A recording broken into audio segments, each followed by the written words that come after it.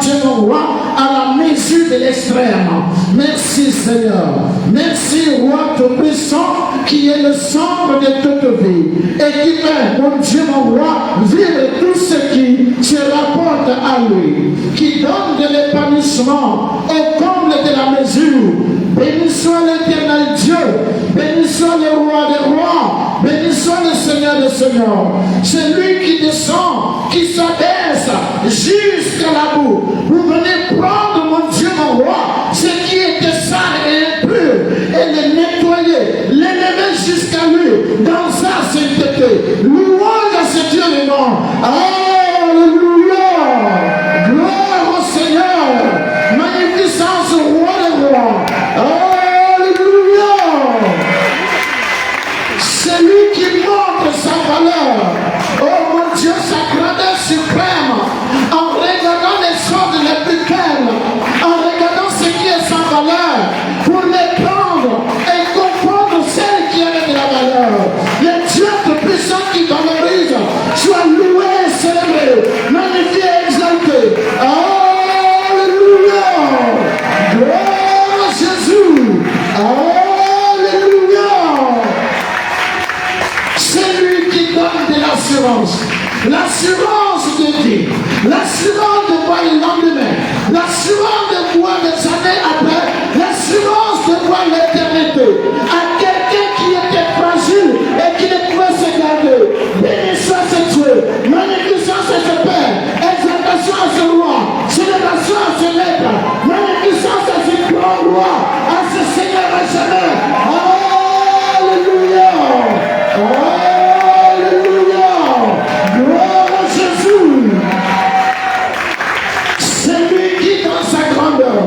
Les frères qui ne peut être connu s'il ne se révèle lui-même. C'est lui-là qui décide d'enseigner, de donner les connaissances les plus utiles, les connaissances indispensables, les connaissances qui vont vivre. Avec ces connaissances, on vit, on s'épanouit, on demeure, on prospère, certainement, certainement et certainement.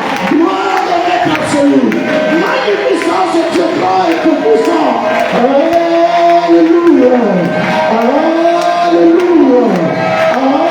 Alléluia.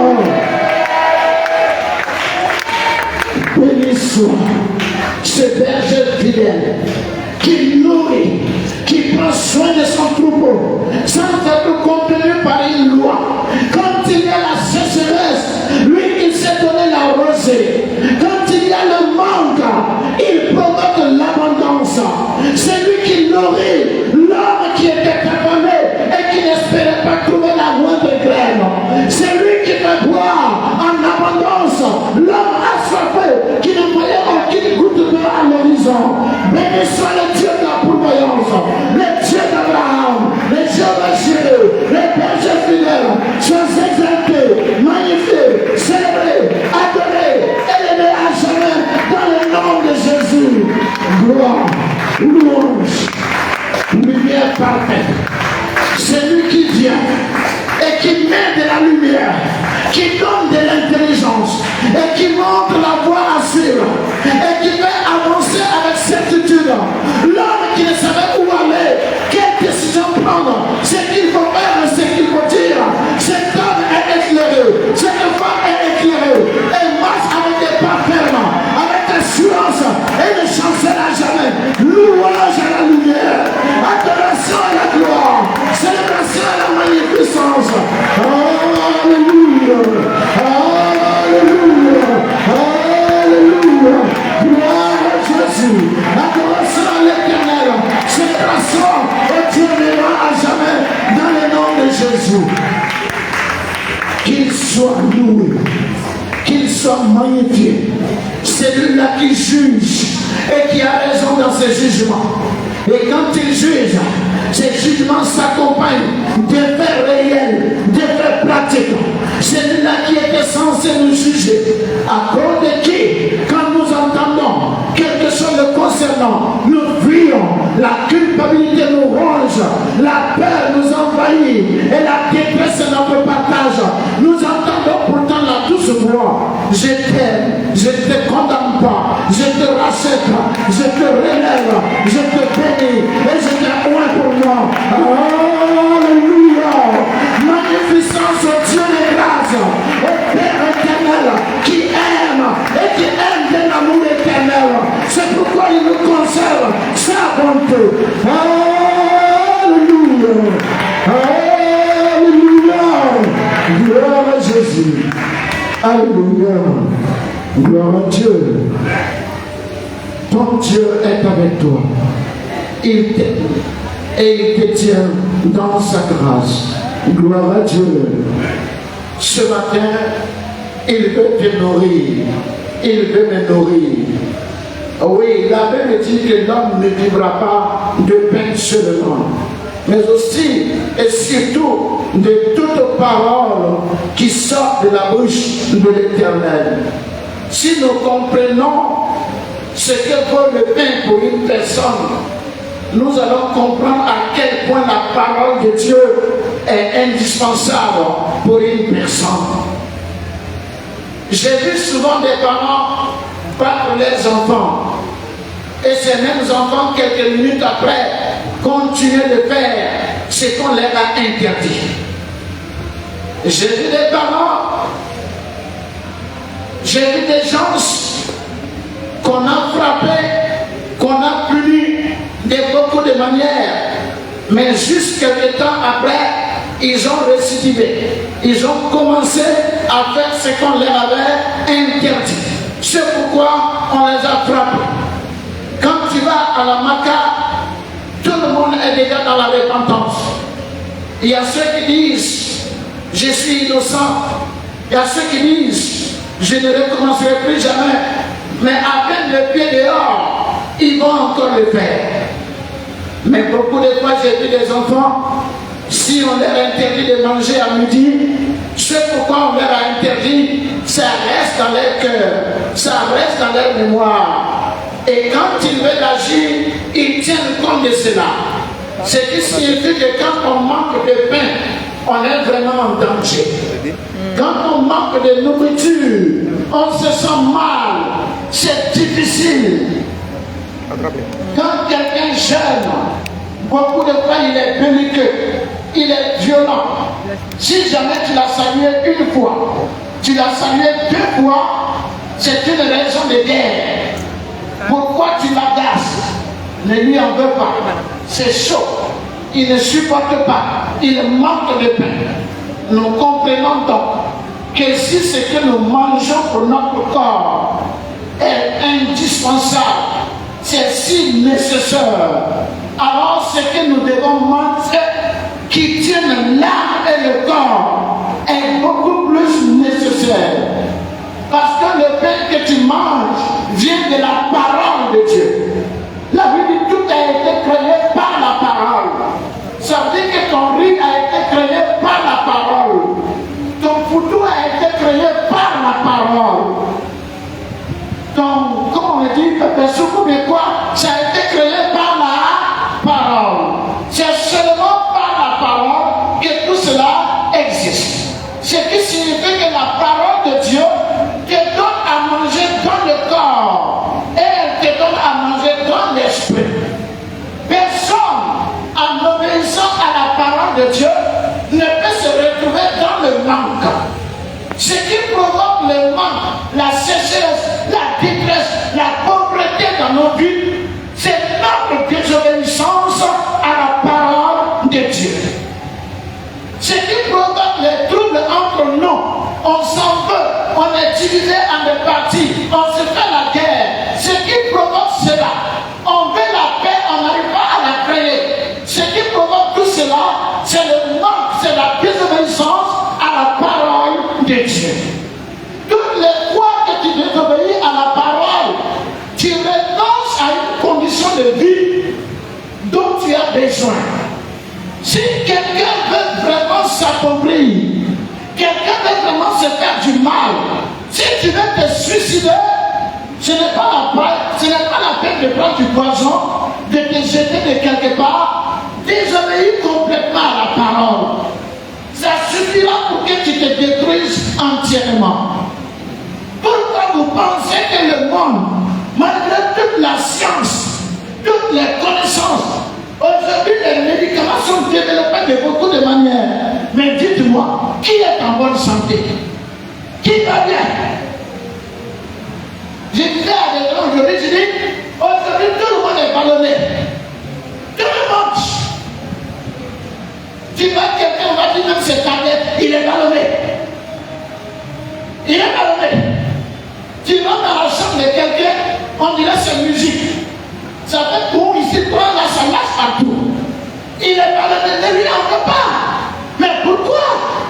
La nourriture.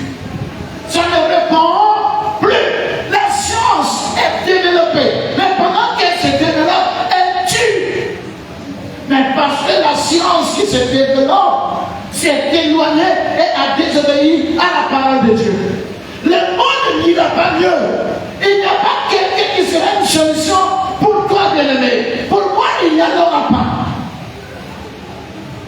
Tu vas regarder quelqu'un qui va dire, avec lui là, je suis sûr que ça ira. Non, ça n'ira pas. Je vous donne là pour prophétiser 2023, ce serait l'année de la gloire, l'année de ceci.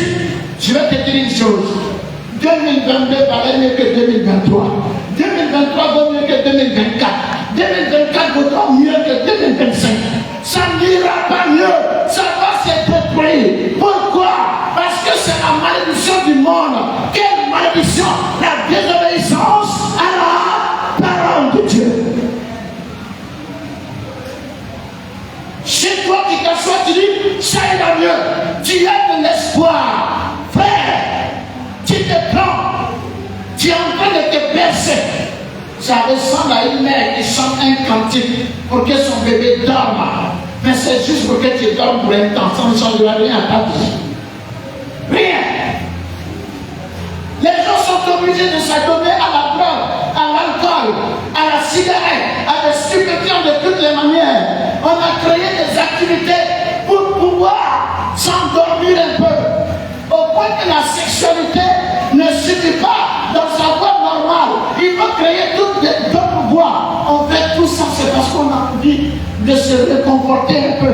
On a envie de se soulager un peu. La douleur est trop forte. Mais ça ne guérira pas. La parole de Dieu. L'homme ne vivra pas de pain seulement.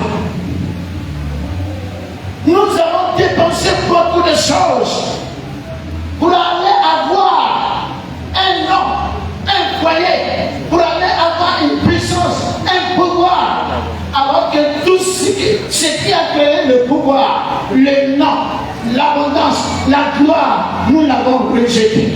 La parole de Dieu.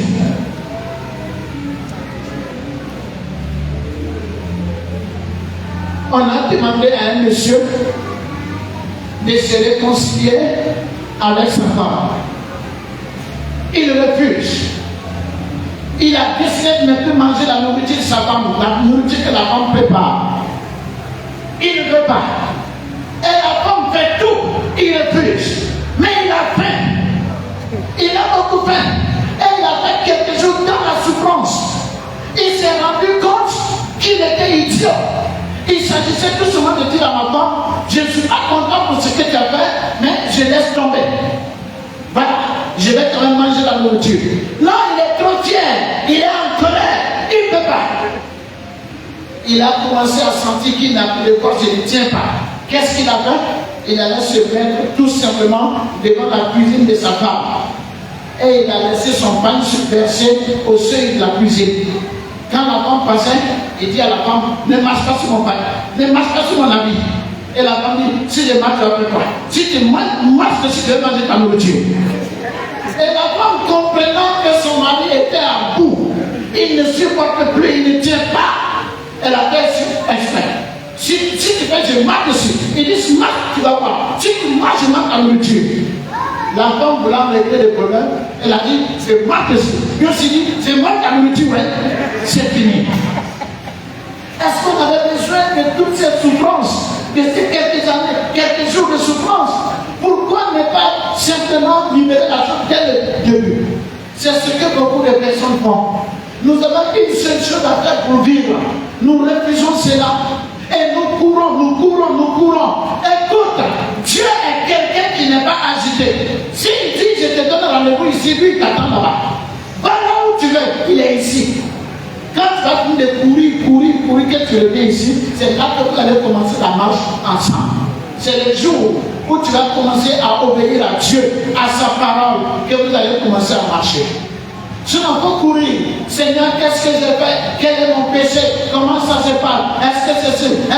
Il s'en fout? Il a arrêté quelque part. Il t'attend. Tant que tu n'arrives pas, la marche n'a pas commencé. Alors, allons au rendez-vous de Dieu. Il nous attend quelque part aujourd'hui. Une seule chair. Jésus dit ceci lorsque des adversaires sont venus l'aborder. Dans Matthieu au chapitre 19. Nous commençons au verset 4, mais c'est un contexte plus long que cela. Matthieu chapitre 19, nous lisons ceci, verset 4 à 5. En parlant de Jésus, David dit, Matthieu 19, 4 à 5. Il répondit, n'avez-vous pas lu que le Créateur au commencement fit l'homme et la femme et qu'il dit, c'est pourquoi l'homme quittera son père et sa mère et s'attachera à sa femme et les deux deviendront une seule chair. Alléluia. Les deux deviendront une seule chair. Nous avons un anniversaire de mariage à célébrer aujourd'hui. Ce message va valoir pour eux en contexte, mais il vaut beaucoup plus pour nous tous. Et c'est pourquoi il faut faire attention, bien-aimés. Les deux deviendront une seule chair. Enfin, les Juifs, les pharisiens, qui cherchaient l'occasion de contester, de contredire Jésus à tout moment, étaient venus à lui avec une réalité de l'Ancien Testament. Ils ont dit à Jésus, ils ont demandé, est-ce que nous avons le droit de répudier nos femmes? C'est l'esprit de la Bible. Je veux dire quoi? L'esprit de l'Ancien Testament. Dans l'esprit de l'Ancien Testament, la femme est comme un guet à l'homme. Ça veut dire, l'homme peut se promener et puis il a ramassé. Il a regardé, il a cueilli comme un fruit. C'est pourquoi quand vous parlez, quand on entend parler de divorce dans la Bible, la plupart du temps, on dit c'est l'homme qui renvoie la femme. Tu ne vas pas trouver quelque part où il est dit la femme a répudié l'homme, ou bien la femme a quitté l'homme. À l'époque, la femme qu'on marie n'entre jamais dans le foyer avec l'idée de la possibilité de quitter l'homme. Mais l'homme pouvait se dire, elle ne me satisfait plus, elle ne me convient plus, alors je décide de m'en débarrasser. C'est méchant et c'est cruel. Parce que l'homme et la femme ont la même nature. Ils sont créés selon le modèle de Dieu. Il a dit de l'homme et il a dit de la femme à travers l'homme. Faisons l'homme à notre image, selon notre ressemblance. C'est normal, c'est le même être. Donc il n'y a pas un qui est un objet pour l'autre. Il n'y a pas un qui est un animal de compagnie pour l'autre. Ils sont les mères. Alors il faut une vie pour tous les deux. C'est pour cela qu'ils ont posé cette question à Jésus. Après quelques discussions, Jésus dit ceci. Est-ce que vous n'avez pas lu dans la parole où il est déclaré ceci? L'homme quittera son père et sa mère, s'attachera à sa femme et les deux deviendront une seule chair. Effectivement, dans Genèse 2, le Seigneur a dit, au verset 18, il a dit, il n'est pas bon que l'homme sache, nous le verrons tout de suite. Alors nous comprenons qu'il faut que l'homme et la femme qui s'unissent soient une seule chair. Mais il faut aussi que là où il y a union, il y ait forcément le fait de devenir une seule. On peut être unis et être deux. En fait, il y a quelque chose que je vais expliquer. Il y a ce qu'on appelle l'union et il y a ce qu'on appelle l'unité. Mais on va arriver à là. Je veux seulement que selon le message de Dieu, aujourd'hui que tu comprennes qu'avec Dieu lui-même, avec ton mari, avec ta femme, avec ton église, les membres de ton église. Une fois que quelque chose devient un corps pour toi, il est obligé que vous deveniez un. Et il y a des gens qui font ceci. Ils sont dans une église, ils se disent, ils sont dans l'église. Mais l'église appartient au pasteur. Je ne sais pas si on se comprend. J'entends des chrétiens dire, je prie avec tel homme de Dieu. C'est méchant, c'est diabolique, c'est démoniaque. Pourquoi toi tu vas prier avec lui? Pourquoi? Dans telle église, c'est sûr, moi, je prie là-bas parce que je fais corps. À moins que je n'ai pas accepté. Il y a des gens qui vont tellement se promener au dernier jour, ils vont dépasser la porte du paradis sans savoir qu'ils sont arrivés. Parce qu'ils prient avec les autres, ils n'ont pas chez eux. Qui es-tu? Qu'est-ce qu'ils n'ont pas avec toi? L'incorporation, c'est nécessaire. Les deux deviendront une seule chair. Qu'est-ce que Jésus entend par là? D'ailleurs, il poursuit en disant que l'homme ne sépare pas ce que Dieu a joint. Vous pensez que c'est de quoi il s'agit? Quand deux personnes souvent font leur comédie, ne sont même pas sincères, s'attachent là, nous on s'arrête là. Regardez l'alliance, regardez l'alliance, regardez l'alliance, ça applique, on met dans les doigts. Et on dit que l'homme ne sépare pas ce que Dieu a joint. C'est beaucoup plus profond que ça. Souvent c'est encore de la cérémonie, du théâtre, du n'importe quoi. Ça n'a encore rien à voir avec une véritable union, une unité que Dieu a créée. L'homme et la femme qui sont unis, regardez comment ils sont unis. Le premier point est important. Ça veut dire l'absence de l'un et l'enfer de l'autre. Est-ce qu'on se comprend? On est unis lorsque déjà l'absence de l'un et l'enfer de l'autre. Je ne parle pas du célibataire, parce que le célibataire a ce qu'on appelle, il y a plusieurs grâces. Il y a la grâce par exemple du bébé. Tout le monde normalement aime un bébé. C'est la grâce du bébé. À moins que ce bébé soit un démon, ou bien que celui qui ne l'aime pas soit un démon. Sinon, naturellement, tout le monde aime un bébé. Si les babas, tout arrêtez-moi. J'ai vu des babas. En fait, la grâce du bébé, c'est le fait que tout le monde veille sur lui. Si tout de suite vous êtes quelque part et qu'il y a une femme enceinte, quel que soit ton confort, tu vas te lever pour lui laisser la place.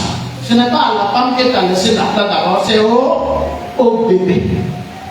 Quand quelqu'un tient un bébé dans la main, on songe à protéger la personne d'abord.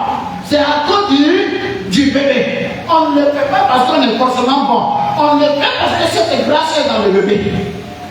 C'est comme ça que Dieu s'occupe du bébé. Il y a la grâce de l'adolescent.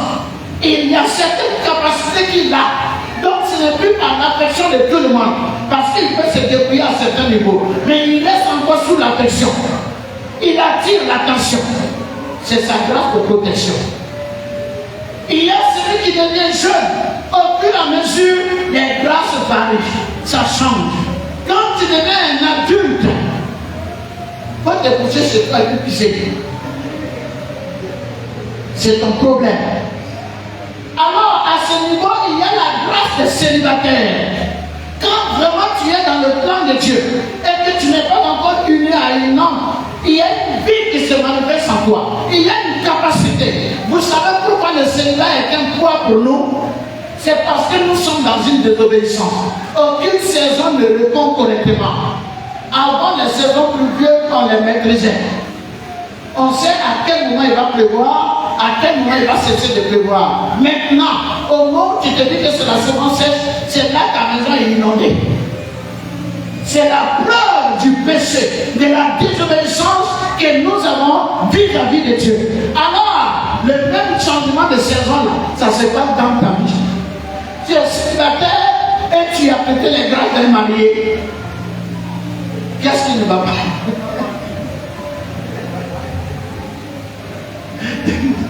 Tu ressembles à une petite fille précoce. Elle a 7 ans et elle va se menstruer.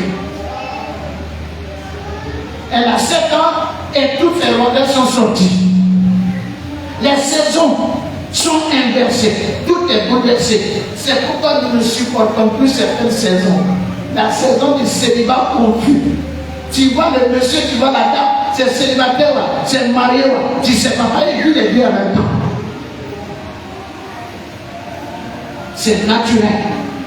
Mais la réalité, ce que je voulais souligner, c'est que lorsque quelqu'un entre dans sa saison d'union, Dieu a dit à Israël dans Ézéchiel 16, il dit voici ton temps était là, le temps de tes amours.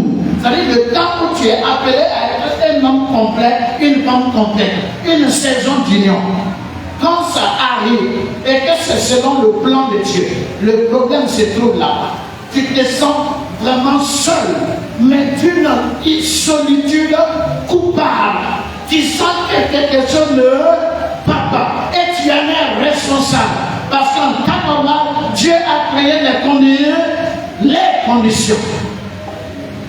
Et j'ose avancer quelque chose pour dire que souvent, Dieu peut prendre un de tes parents. Si ces parents, à cause de qui tu ne te maries pas, t'es tellement cher.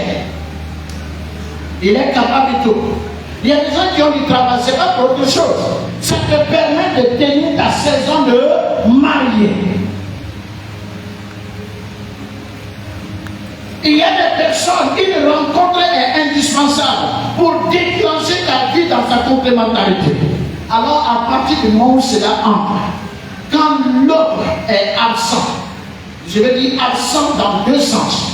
Absent d'abord parce qu'il n'est vraiment pas là, elle n'est vraiment pas là physiquement. Mais ensuite absent parce que la personne est là, mais elle est indifférente de toi. Il est indifférent vis-à-vis de toi. Tu n'imagines pas à quel point tu gémis. Parce que le mariage dans l'esprit du Seigneur, c'est ce qui permet à un homme d'être complet. Quand tu te tiens dehors, tu souris facilement. C'est pas compliqué. On se voit ici 2 heures de temps et puis on va repartir. Est-ce que c'est difficile pour moi de cacher ma colère? Est-ce que c'est difficile? C'est difficile pour moi de cacher mes laideurs en caractère? Ce n'est pas compliqué. Mais quand on est obligé de se regarder dans les yeux 1 semaine, 2 semaines, 1 mois, 1 an, le vrai Daouda apparaît. Tout ce qui est bizarre, poilu, façon, on dirait câble. C'est là que ça se révèle. Et c'est ce qui permet que tu commences à te connaître réellement et à corriger. Et il y a des caractères, souvent tu demandes à Dieu, Seigneur, qu'est-ce qui est en moi? La révélation ne te viendra pas à toi, elle viendra de l'autre. Un homme a besoin d'être complet. Parce qu'il se connaît en ce moment. Il se voit en ce moment. L'autre est son miroir. Ensuite, son aide. Et il y a des débats où quand tu es seul, tu ne tiens pas. Mais l'aide de l'autre est une vraie aide. Bon, je ne vais pas faire l'enseignement. Vous voyez souvent, moi j'ai vu des pères de famille, des mères de famille. Il y a un qui a un enfant. L'autre n'a pas d'enfant. Et puis, souvent on appelle celui qui a enfant, mais celui qui n'a pas d'enfant. Viens, voilà ce qui se passe, voilà ce qui se passe, voilà ce qui se passe. Et puis tu vas écouter. Chérie, on dit mon enfant qui est là. Toi tu es maudit il y a longtemps et tu es maudit il y a longtemps. Ton enfant qui est là-bas. Pourquoi tu n'es pas resté pour t'occuper de ton enfant qui est là-bas? Ce n'est pas possible. Non, ça ne peut plus être ton enfant.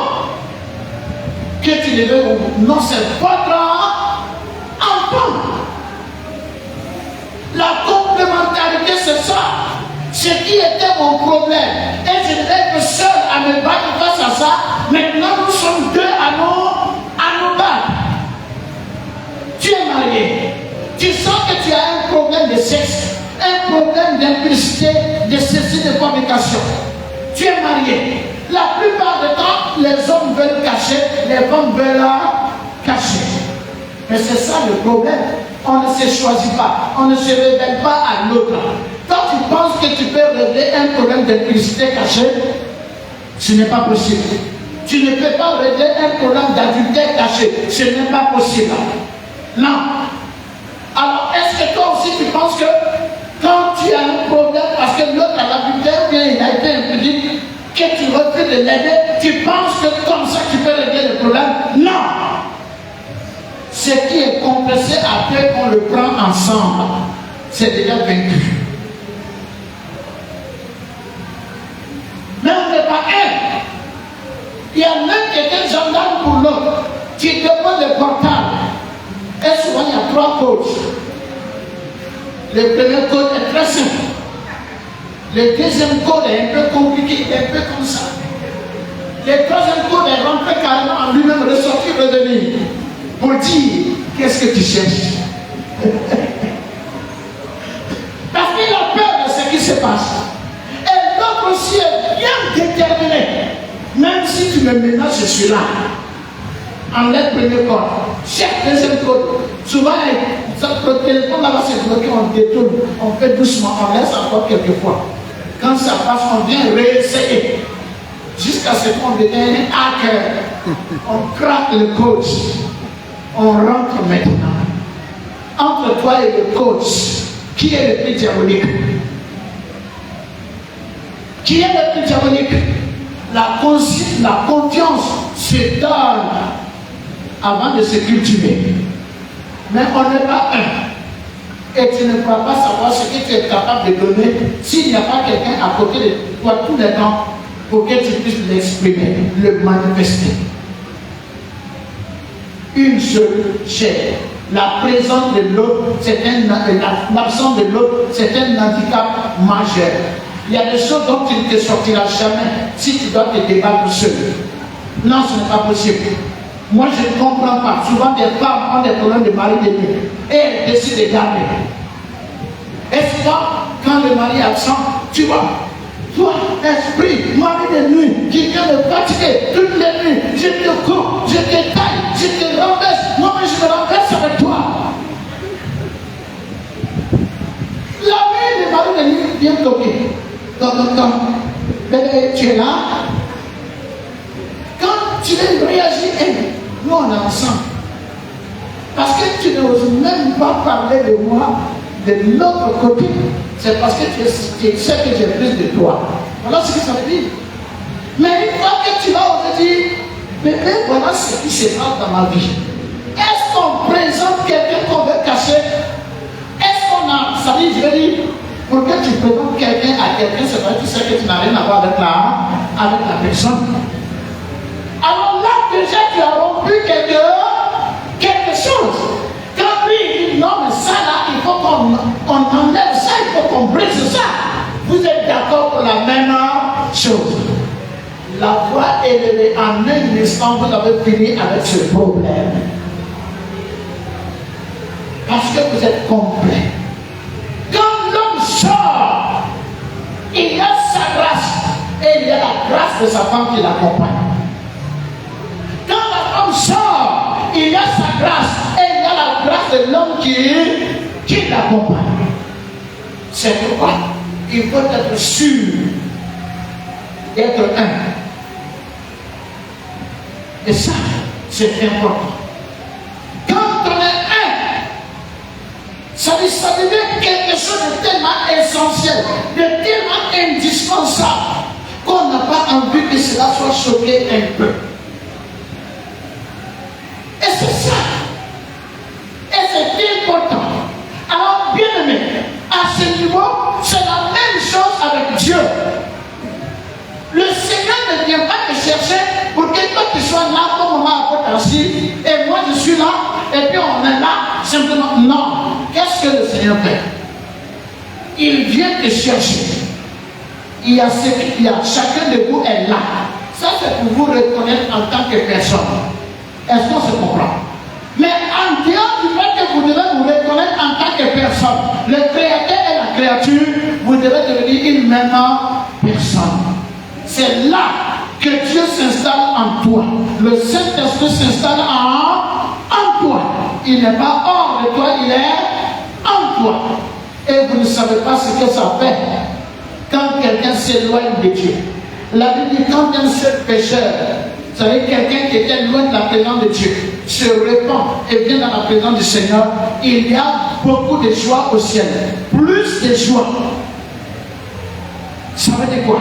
Ton absence fait souffrir Dieu.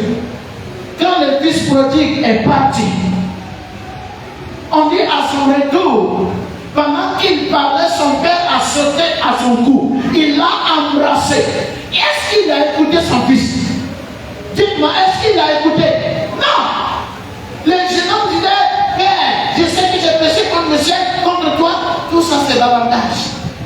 Le père savait que son fils lui manquait depuis des années, depuis des temps. Il n'a pas le temps pour ça. Il y a longtemps, il a dit, amenez un nouveau manteau, remettez-le, donnez-moi l'amour de la paternité. Je la mets à son doigt. Alors amenez les chaussures nouvelles, qu'il la porte. C'est mon fils, c'est mon fils. Il était perdu, il est retrouvé, il était mort. Maintenant il est en vie. J'ai pleuré mon fils. Maintenant je me réjouis de sa présence. Nous, on peut passer des temps, on ne prie pas, ça ne nous dérange pas.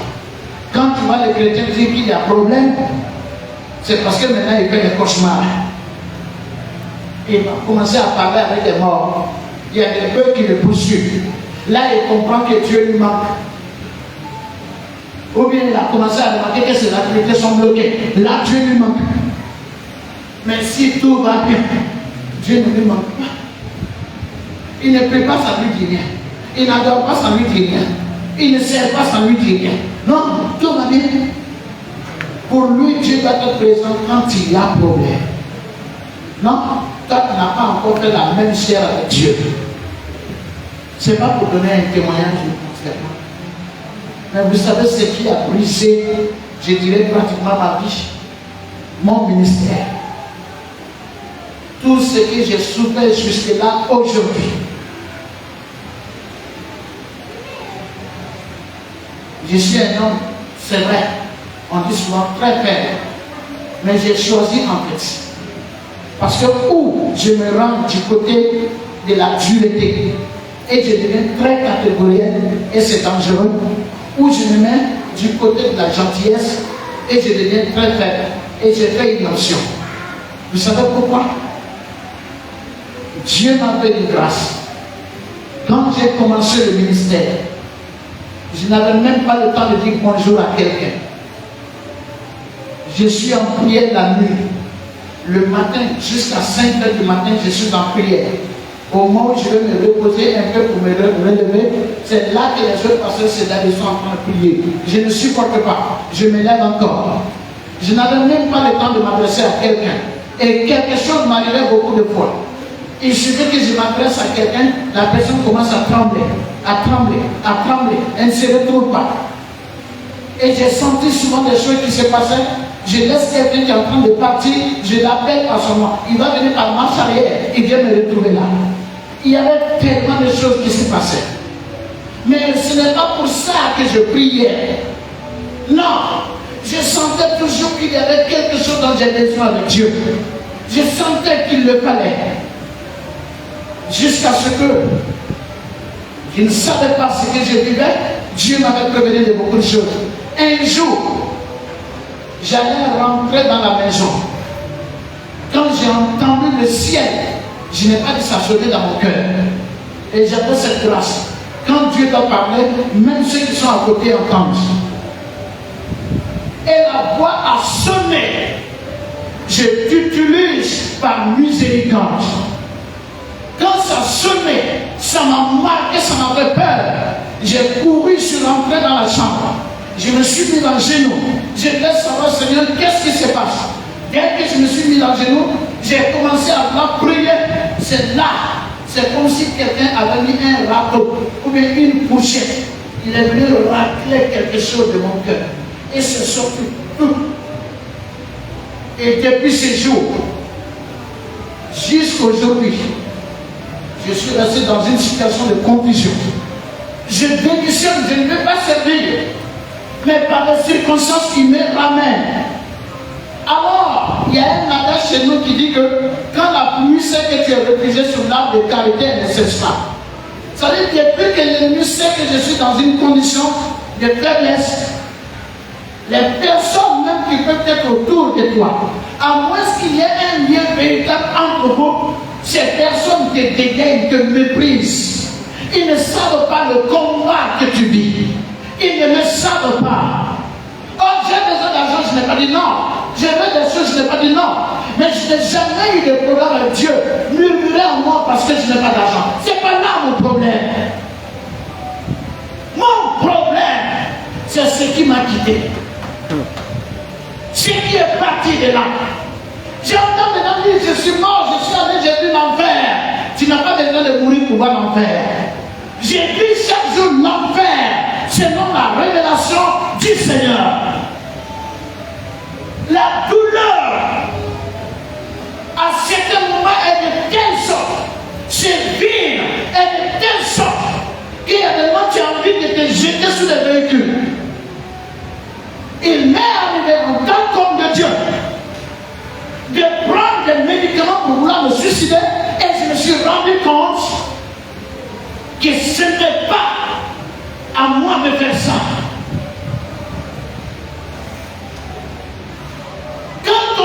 Quand vous voyez un homme de Dieu, on dit non, il a traversé des épreuves, mais c'est un homme fort, c'est pas lui qui est fort. C'est le Saint-Esprit qui vient en toi et c'est lui qui supporte ce que tu vis. Mais quand lui il se retire et que tu es exposé, qui que tu sois, j'ai dit à des gens, je dis si un seul jour, une seule minute, ce que je vis, on l'a mis sur toi, on va te ramasser dans les caniveaux. Parce que tu seras bourré d'alcool, de cigarettes, de drogues, pour pouvoir combler ça, tu ne l'auras pas. Le mauvais riche a dit, Père Abraham, envoyez Lazare, tremper le bout de son doigt et le mettre sur ma main. Il demandait quoi? Une goutte d'eau. On peut arrêter?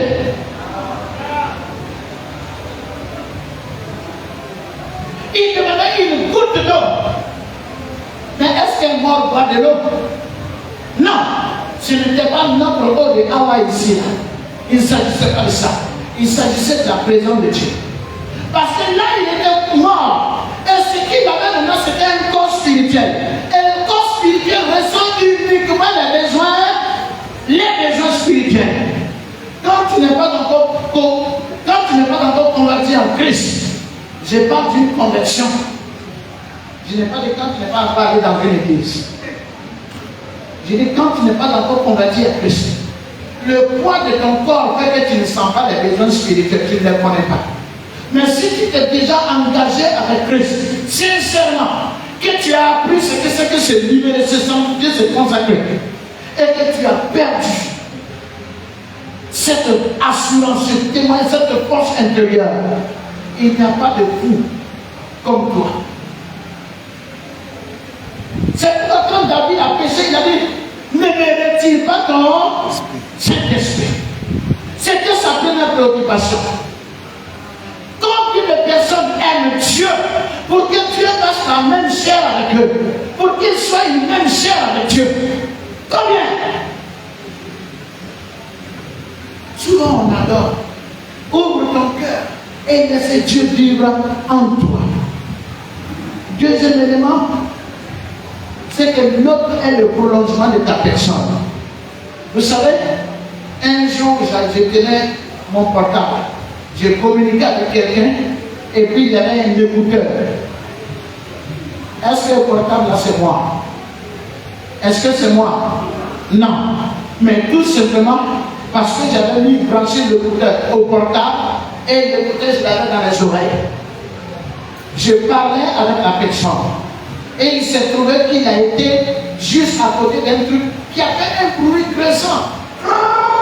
J'ai sursauté. Mais pourquoi moi j'ai sursauté? Pourquoi? Parce que c'était dans le portable. Et du portable c'était à l'écouteur et je l'ai perçu. Pourquoi? Parce que là, le portable était le prolongement de ma sensibilité. Et ma sensibilité c'est ma personne. C'était le prolongement de ma personne.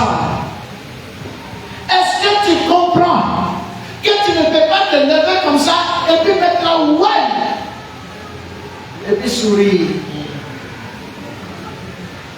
Est-ce qu'on arrive à le faire? Tu prends quelque chose et puis tu te piques et puis tu souris. Comment est-ce que c'est possible? Ce n'est pas possible. Et la Bible sait d'ailleurs que l'homme s'aime trop. C'est pourquoi pour l'amener à aimer son prochain, il dit tu aimeras ton prochain comme toi-même.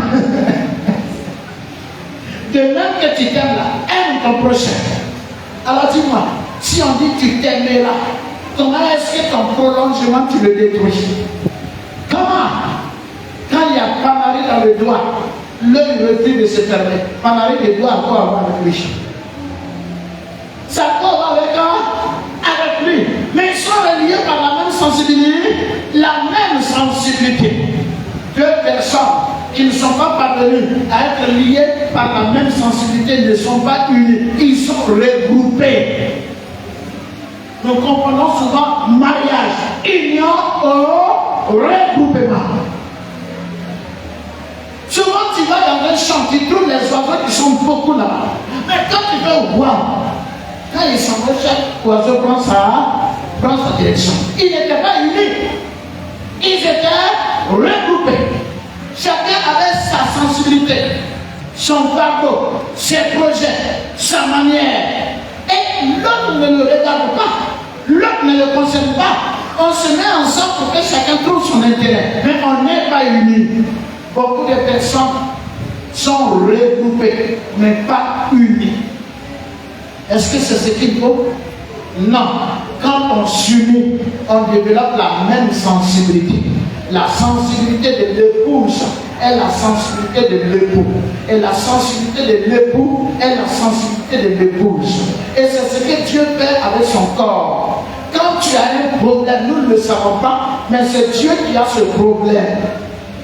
Et quand Dieu a un problème, toi tu es censé avoir ce problème. Mais si vous voyez que notre vie n'a aucune valeur aux yeux de Dieu, c'est parce que Dieu a souvent des problèmes et ça nous dérange pas. Mais parce qu'on n'est pas unis. On n'est pas unis à Dieu.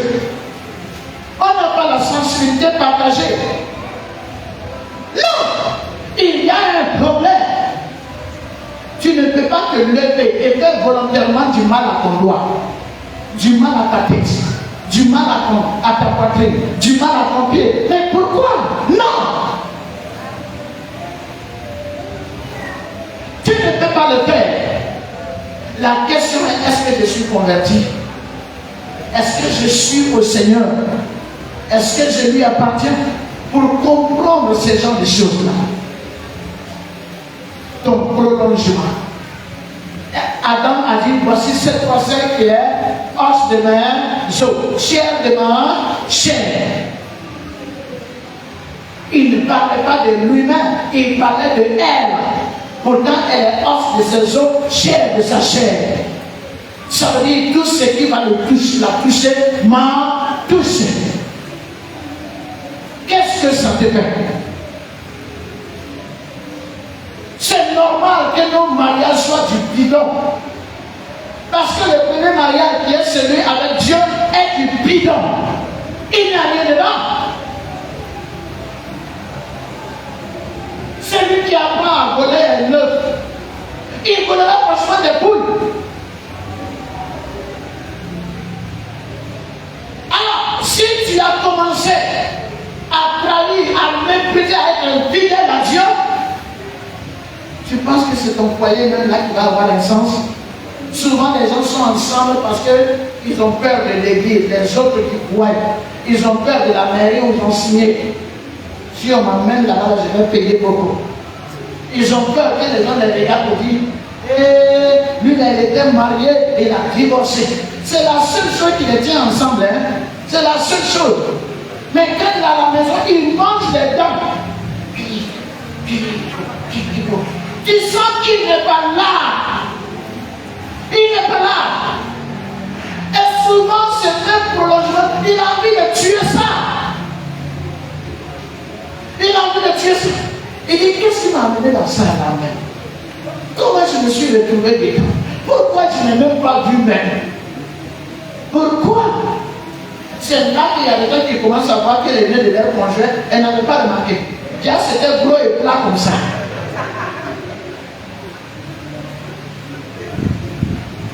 Maintenant, il voit bien.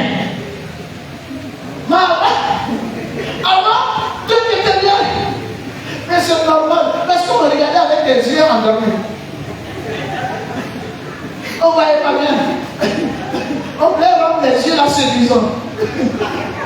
Là, il ne peut pas assurer deux fonctions. Quand ça séduit, ça ne regarde pas. Quand tu étais occupé à séduire, tu n'as pas vu. Maintenant que tu dois regarder, c'est là que tu te réveilles. Mais qu'est-ce qui s'est passé? Comme c'était comme ça. Alors vous imaginez qu'une telle personne n'est plus dans le foyer il y a longtemps. Quand on parle d'infidélité, c'est vrai, il y a le côté sexuel que tout le monde connaît. Mais il y a plus profond que le côté sexuel. C'est que tu étais déjà avec la personne et pour la personne, tu as cessé de l'être. C'est de l'infidélité. On termine.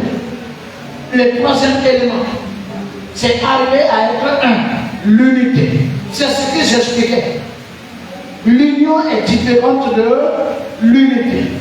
L'union, c'est le fait que des personnes trouvent la joie d'être ensemble. Quand ils ont quelque chose, ils veulent le partager. C'est le fait de rendre les présences agréables. Ça, c'est de l'union. Il y a des gens qui ne sont même pas capables de l'union. Ils ne sont même pas capables. Il y a des gens qui sont agaçants. Un caractère horrible. Quand même tu veux tout faire pour que ce soit intéressant, lui, il ne fait que bombarder ça d'une atmosphère difficile à supporter. Or, l'union signifie s'évertuer, s'efforcer de faire en sorte que ce soit agréable à être ensemble. Est-ce que c'est normal que tu es marié, mais une minute que tu passes chez toi, tu n'as pas envie d'être dedans? Vous voyez des gens, des chrétiens, pour qu'ils viennent à l'église, il faut qu'un autre chrétien se fâche. Je n'ai pas dit l'apôtre, pasteur, ceci, cela. Mais vous pensez que lui, l'apôtre, n'est pas chrétien. C'est insensé. C'est pourquoi souvent c'est horrible d'entendre les gens dire l'église de telle personne. Quelqu'un a une église. Vous avez vu qui d'autre que Jésus-Christ sacrifié à la croix pour que les hommes soient sauvés? Mais vous voyez des gens à l'église. Il se permet de prendre des mauvaises pensées par-ci, des préjugés par-là. Je suis arrêté là. Je suis sûr qu'il y a des gens qui regardent et qui disent apôtre Rousseau est donné son apôtre là-haut. Qu'est-ce qu'il ne va pas avec les gens? En fait, tout ce que je suis en train de dire jusqu'à ce qu'ils n'ont rien entendu. Ils sont en train de calculer la convenance. Mais c'est comme ça. Ils ne sont pas vivables. Au moins que quand tu es en train de venir, tu as mal, tu as peur. Qu'est-ce que je vais rencontrer encore? Qu'est-ce qui va encore se passer? Et tu vas te dire, non, on ne me voit même pas, on ne me regarde pas. Tu vois à quel point tu as détourné l'amour de ton Dieu pour arriver t'attacher à l'amour des hommes. Tu ne connais même pas Dieu et tu ne l'aimes pas. Il faut qu'on te force. Dans certaines églises, il faut que la personne se dise que je vais venir faire une révélation sur moi. C'est à cause de ça. Il vient. Et quand il vient, quand l'homme est apprendre à prêcher, quand l'homme ne peut pas, il se lève un peu la tête. Pour que ce soit lui qu'on voit. Qu'on dise toi, derrière, voilà, toi. Tu vas te faire comme ça. On est bien devant. C'est bien ça. Seulement prêt à dire oui papa, c'est vrai papa.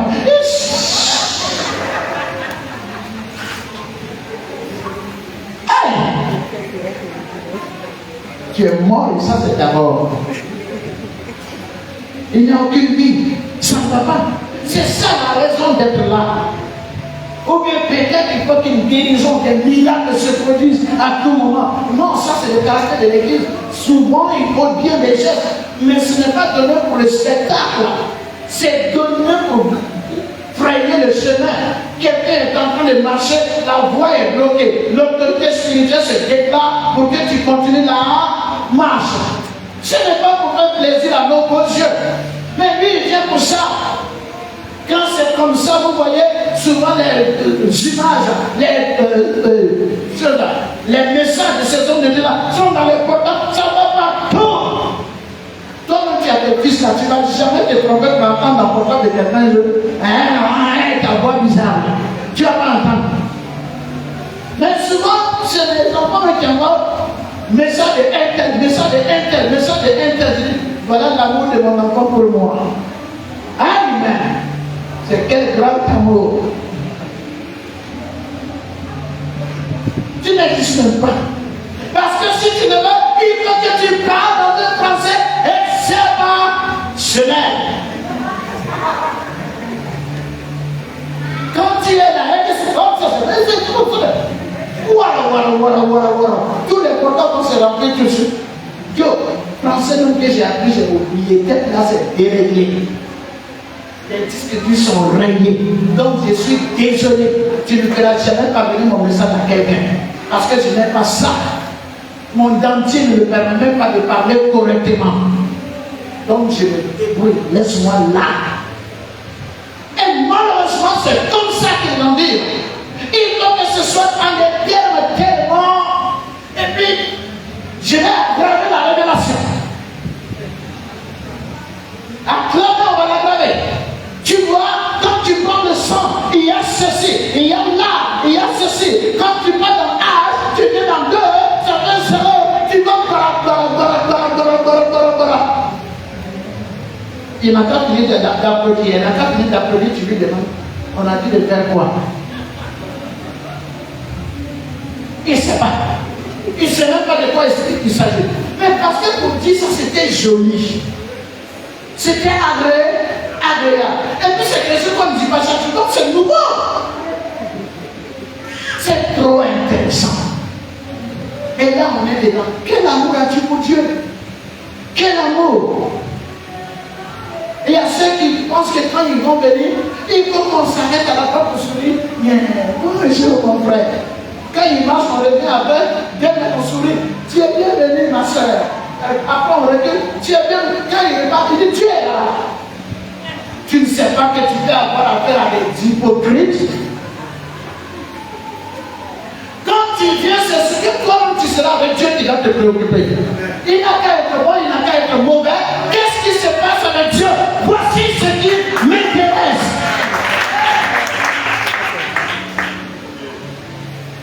C'est compliqué ce que nous faisons.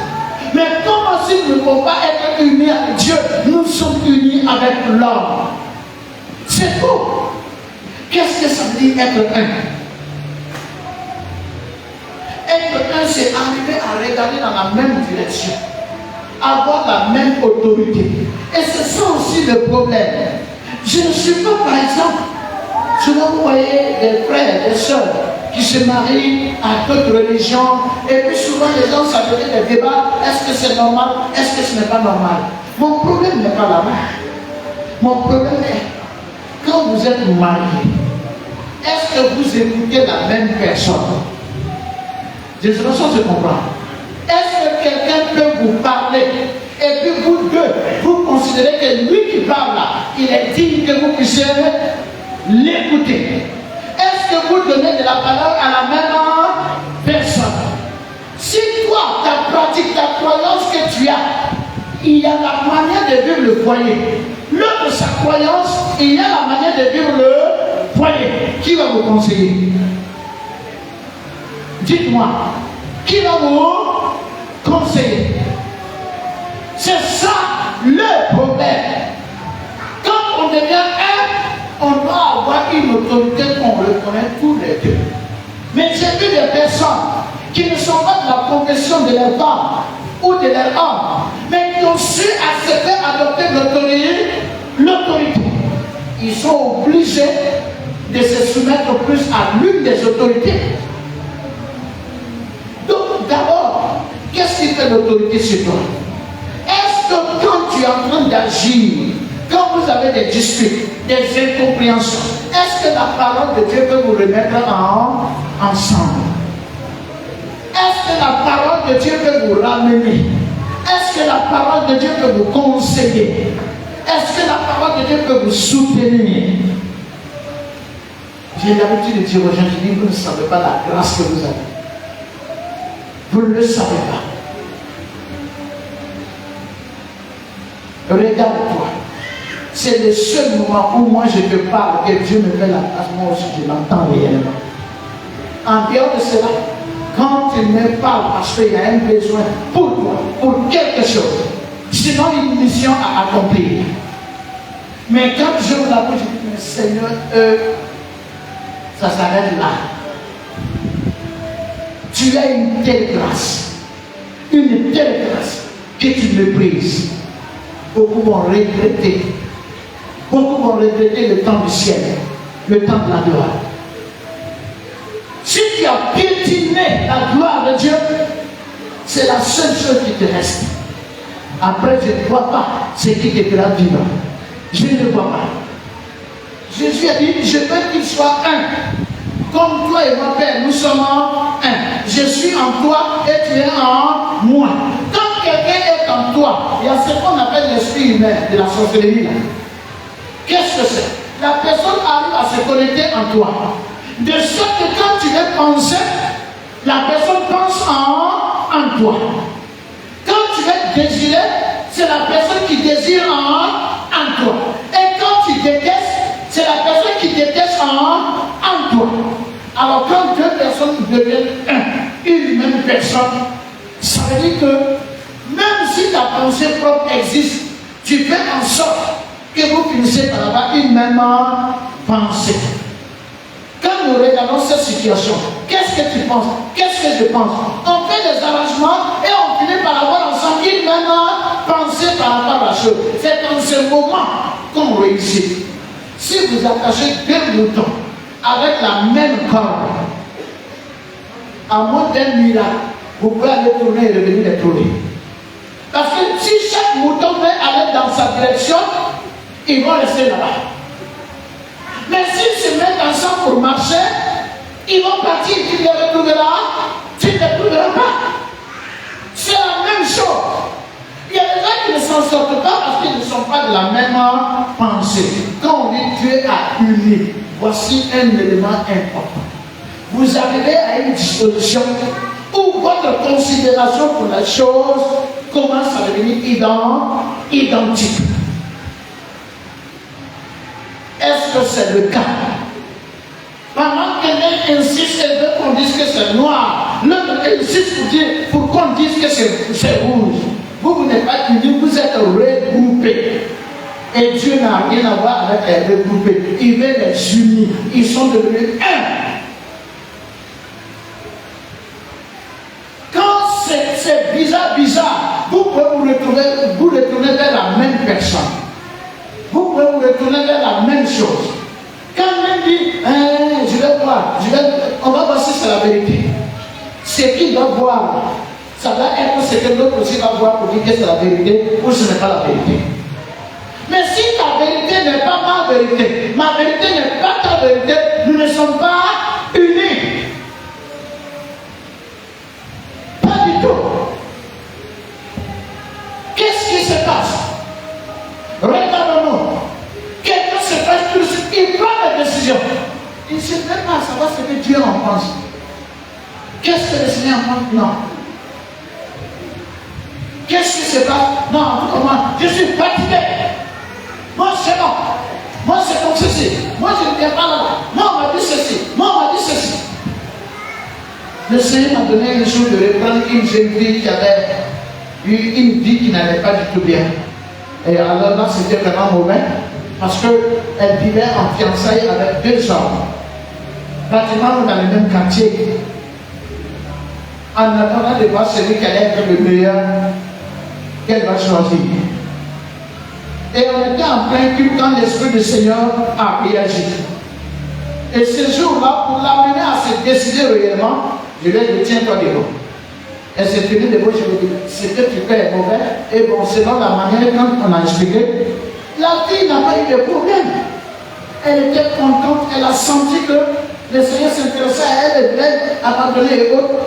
Quand le culte est fini, c'est parmi mes anciens, des gens qui sont allés attraper la fille de côté pour lui dire, regarde comment Dieu t'a humilié. Regarde. Et toi aussi tu es d'accord avec ça. La fille est revenue fâchée. Je l'ai humilié. Ceci, cela. Et depuis là, elle est repartie. C'est fini. Vous voyez? Quelqu'un agit. Les autres contre-agissent. Vous savez, il y a une sorte de contre-attaque. Cette église, où est-ce que ça veut que vous voulez que ça aille? Vous savez ce qu'on appelle une armée? Vous le savez? Désiré, viens. Sarah, viens. Ancien Romain, viens. Moi, je viens. Pour la circonstance, montez à l'hôtel. Désiré va vers le mur. Sarah, là, Emmanuel, là. Moi, je dois bien ici.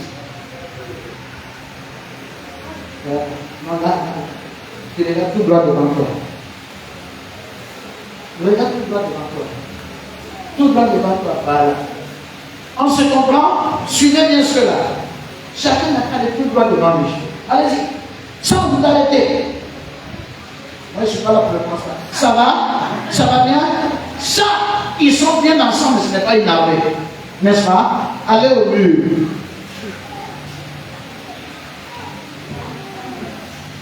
Je veux que chacun vienne à cette serviette. Venez. Ils ne sont pas arrivés. Que Dieu vous bénisse. Allez-y. Je vais l'expliquer tout de suite. Est-ce que vous avez remarqué que pour marcher, personne ne dérangeait? L'autre, ils sont arrivés. Mais quand ils étaient opposés, chacun regarde en face de l'autre. Pour marcher, chacun est devenu un problème pour l'autre. Ça, c'est des gens qui agissent de manière à ce que chacun garde ses propres pensées, ses propres intérêts, ses propres traits, ses propres désirs, ses propres penchants. Vous savez pourquoi les églises sont divisées? Vous savez pourquoi le monde est divisé? Parce que nous sommes dans un cercle. Et chacun pense dans une direction de laquelle l'autre est en train de venir. On se heurte, on se colle et on se bat. Mais si tout le monde était aligné et on allait à la même direction, le monde demeurait éternellement. Il n'y aurait eu aucun problème. Aucune église ne peut avancer si les gens sont positionnés de cette manière. Quand on dit mouvement des femmes, elles sont en rond. Elles marchent. Mouvement des hommes, ça c'est les tibias qui se prennent. Et vous voulez avancer comment? On ne regarde pas à la même direction.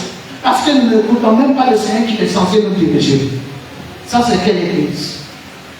On devient des crânes. Dis à ton frère, ne sois pas un crâne. Gloire à Dieu. Il a dit, je suis soldat et je combats pour Christ. C'est-à-dire ma vision me fait agir pour le Seigneur. Si toi c'est aussi le Seigneur que tu vois, il est clair que nous allons agir ensemble. Mais regardez aujourd'hui, il y a des hommes de Dieu qui sont fiers quand un autre est tombé. Là, ça montre que lui, il est homme de Dieu. C'est l'autre là qui n'est pas voulu, il est tombé. C'est ça qui fait lui sa sainteté.